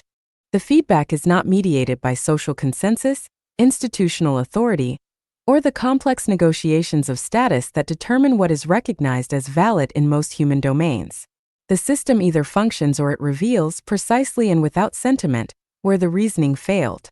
The ultra-sovereign families introduced their children to technical domains early, not to produce engineers necessarily, but to produce people who had visceral experience of building something, watching it fail, understanding why it failed at the level of the failure itself rather than at the level of someone else's explanation of the failure, and then revising. This cycle build, test, fail, understand, revise was the generative competence they were after. Not the specific output. The relationship to output that the cycle produced. A person who has built something that failed, understood the failure from the inside, and revised toward function has a relationship to their own thinking that is qualitatively different from a person who has only ever evaluated things others have built. They know what their thinking costs. They know where it tends to break. They have, in the language of the software domain they often used as primary educational substrate, learned to debug their own cognition. The generative component also served a function that the families rarely articulated, but consistently implemented. It produced attachment to craft over attachment to credential. A child who has learned to care whether the thing works, whether the code runs, whether the structure holds, whether the key decrypts, has been given a standard of evaluation that does not require external validation to apply. They know when they are done. Not when someone tells them they are done. When the thing works. This was, in the ultra-sovereign context, a crucial inoculation. Against the specific form of dependency that the credential-seeking mind develops, the need for institutional recognition as the primary signal of one's own capability. Institutional recognition is a tool. Like all tools, it is useful when it is the right tool and counterproductive when it is the wrong one. A mind that has learned to evaluate its own output by whether the output functions does not mistake the absence of institutional recognition for evidence of failure. Simply checks whether the thing works. And if it does, proceeds. The third component was the most difficult to name and the most important to develop. The families called it, among themselves, tolerance for open systems. What they meant was something precise. A system is open when its future states are not fully determined by its current state. When genuine novelty is possible.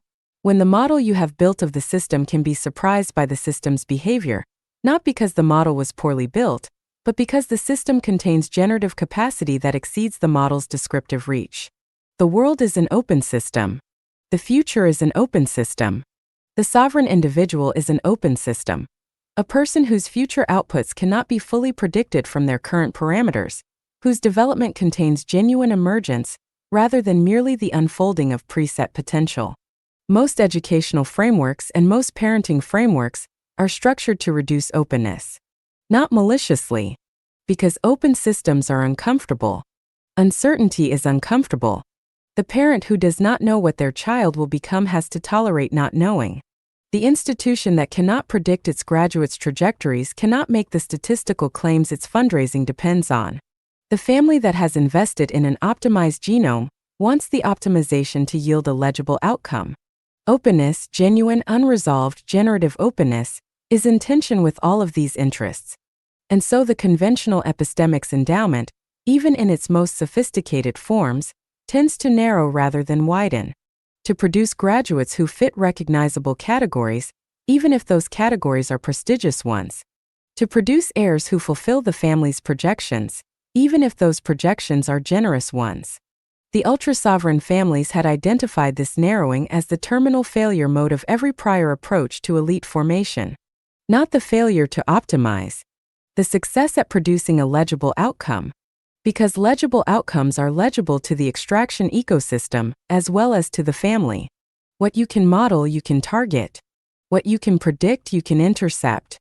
The heir whose trajectory was fully determined, however glittering that trajectory, however well it fulfilled the polygenic projections Prodigy's consultants had outlined, was an heir who had been made into a system that a sufficiently sophisticated adversary could map and optimize against. The heir who remained genuinely open, whose development contained authentic emergence, whose future outputs could not be fully anticipated even by the people who loved them most and knew them best, was an heir who could not be fully modeled. And what cannot be fully modeled cannot be fully targeted. The tolerance for open systems was not, in the family's framework, a soft value. It was a hard security property. The practical implementation of the epistemics endowment varied considerably across the families that appear in this account. Some used conventional educational institutions selected carefully for the structural and generative components, while managing the third component through the texture of home life, through the questions asked at dinner, the problems left unsolved, the deliberate refusal to provide closure on questions the child was capable of holding open. Some constructed entirely private educational environments, delivered through combinations of human tutors and, increasingly, AI systems that could be configured to model the specific epistemics the families were after, to present problems without solutions, to acknowledge uncertainty without performing resolution, to resist the pull toward the clean narrative that makes content feel complete, and therefore makes the learner feel that understanding has been achieved. A smaller number, the families whose offshore architecture extended beyond the birth event into the structure of childhood itself, took a more radical approach. The vessel that Yael Farrand had commissioned for her daughter's early education was not, from the outside, distinguishable from the high-end research platforms that various oceanographic institutions operated throughout the post-scarcity era. It had laboratories. It had libraries, in the old sense, physical archives of materials that were findable nowhere else because they had never been digitized, and had never been digitized because digitization would have created the kind of searchable, indexable record that made information simultaneously more accessible and more surveillable. It had a crew who were, without exception, people who had built things: marine engineers, ecological modelers, materials scientists, cryptographers, a former appellate judge who had resigned her position after writing a dissent whose central argument was that the legal framework for genomic inheritance had been constructed entirely from assumptions that the evidence did not support. It did not have a curriculum. It had instead a problem.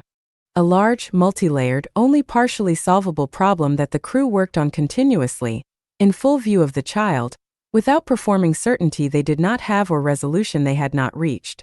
The problem was, in its outer form, an engineering problem, the design of a self-sustaining closed ecological system capable of supporting human habitation indefinitely without external input. In its inner form, it was every problem simultaneously. It was a governance problem: who decided when the system produced insufficient output for everyone's needs, who received less. It was a legal problem: in a stateless environment, what framework adjudicated disputes, and what gave that framework authority, and what happened when the framework's authority was contested by someone whose labor the system depended on. It was an epistemics problem: how did you know whether your model of the system's behavior was accurate, and what was the right response when the system behaved contrary to the model, and at what point did sufficient contrary behavior require abandoning the model rather than explaining the exceptions? It was a philosophical problem: what did it mean to sustain, and whether sustaining was the right objective, and whether optimization for survival was the same as optimization for flourishing, and how you would know the difference from inside the system you were evaluating. The child grew up inside this problem. She was not asked to solve it. She was not given a role within the existing approach to it.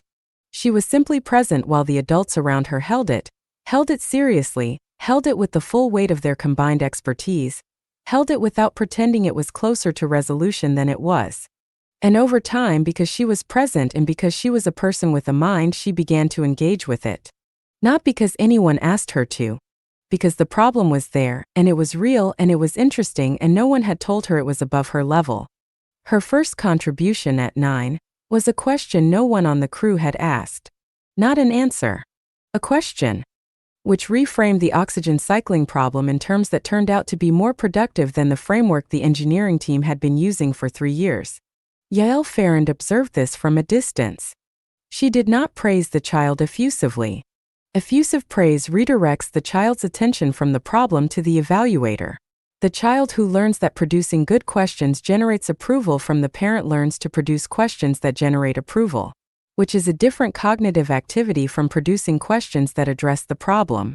Yael said, "That's interesting. What made you think of it that way?" The child explained. Yael listened.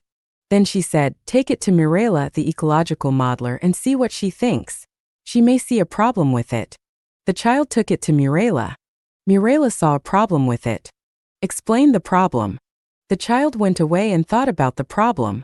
Came back 3 days later with a revision.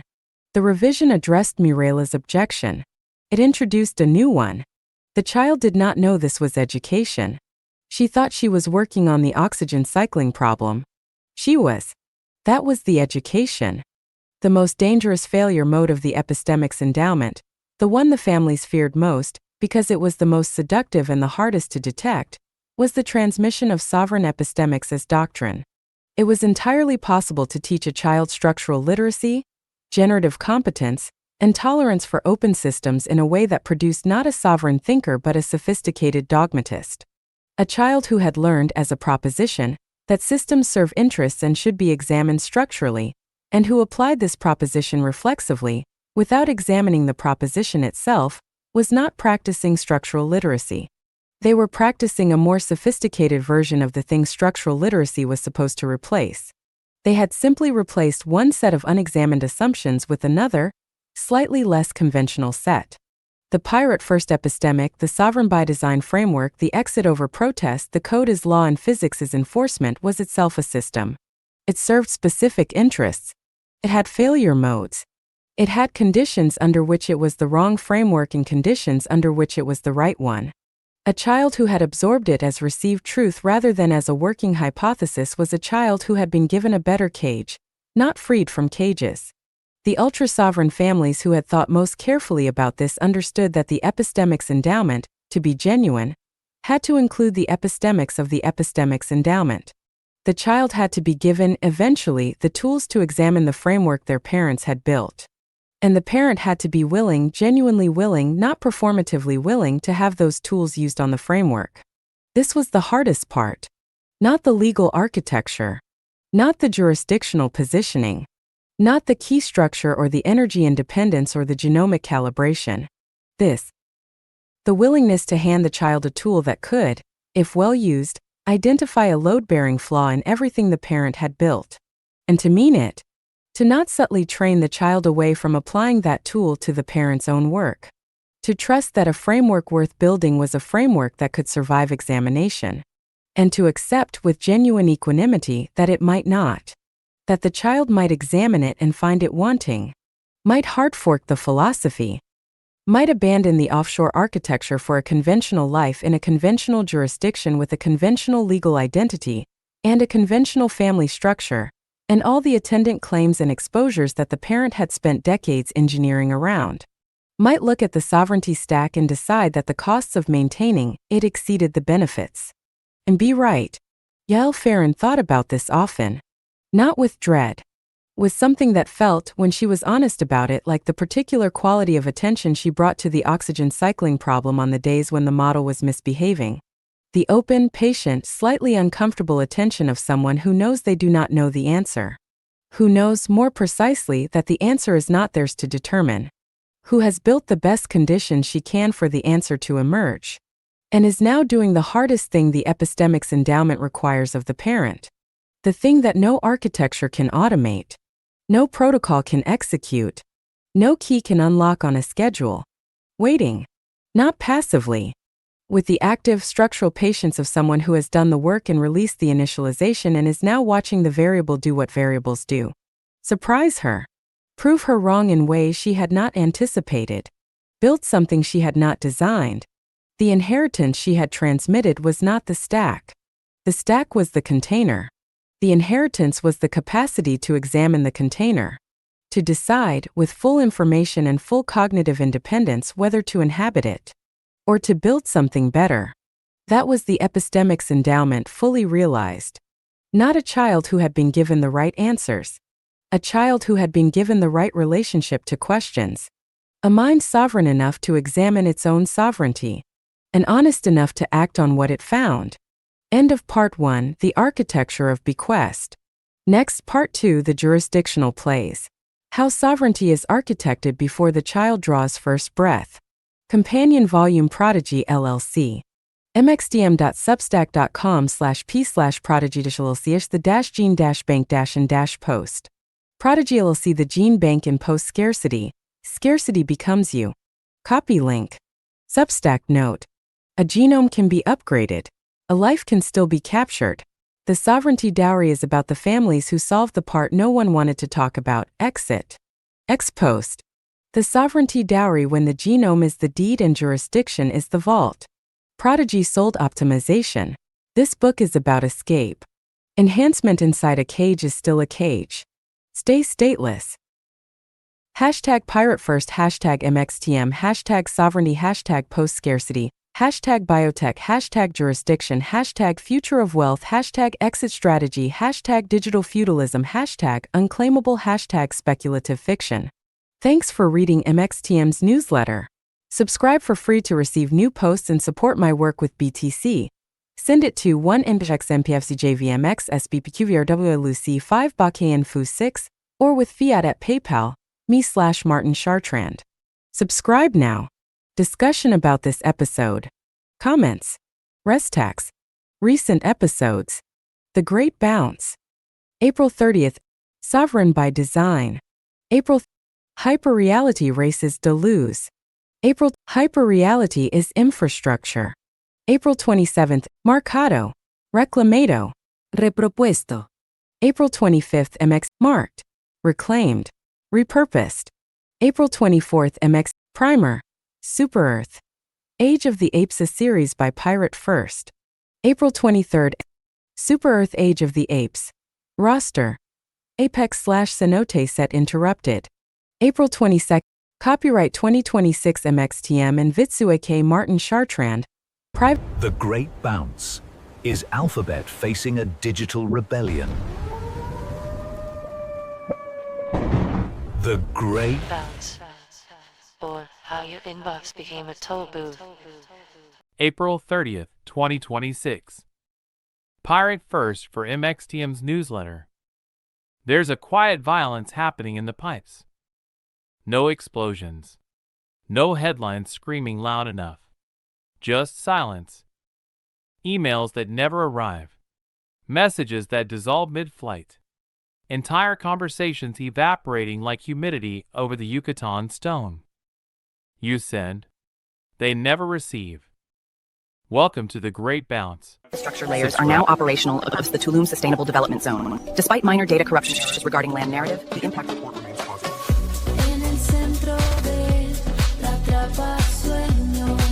The simulation data confirms critical interference levels across the territory. Narrative load is unstable. Be advised, paranoia is now a product. The risk assessment is maximum.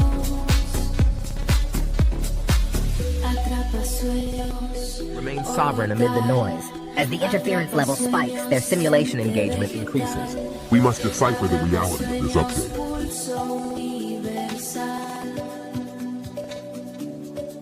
Attention. Signal integrity is failing. We have 4% uptime before the broadcast load collapses. Decipher the transmission and act immediately.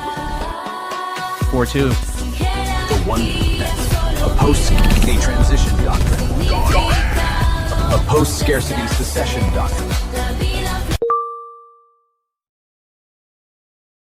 Martin Chartrand.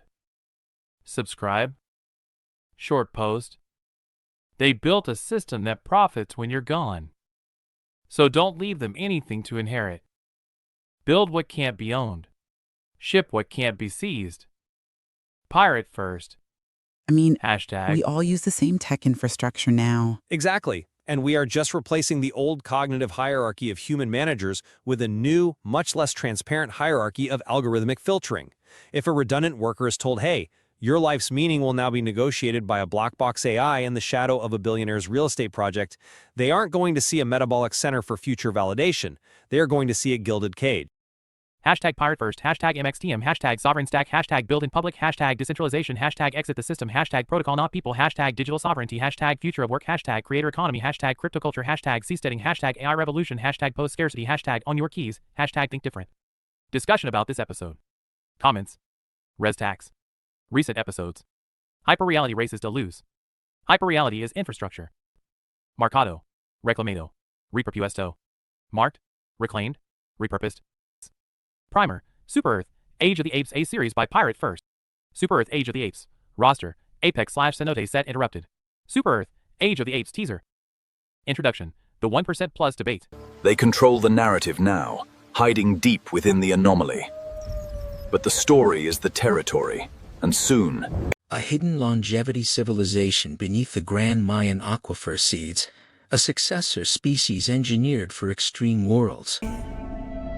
Every system failed at night, so we built with bone and might. We chose not to return. So we built. You can follow the flame or remain what you were. just a different time. Only We are what crossing the we'll threshold of endure. civilizational inversion, where intelligence has ceased to be a scarce resource, dissolving the hierarchy that has organized our species for millennia. The central argument posits that the information asymmetry, which once made obedience rational, has vanished. As the capacity for synthesis becomes universal and inexpensive, traditional institutions become hollow shells that can no longer claim authority through titles or credentials. This transformation brings more than mere technological unemployment. It signals the structural extinction of the professional role. Proof of The current personhood, wave of the high stakes of OpenAI's post-anonymous social network. The human dividend, why your identity is the new global currency. Conclusion at the end of the anonymous web. As we stand in late January 2026, OpenAI's humans-only network remains a tantalizing, yet polarizing, leaked blueprint. Subscribe. Shadow fame spreads without permission.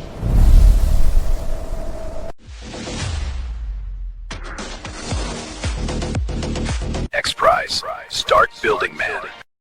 Marked. Reclaimed. Repurposed.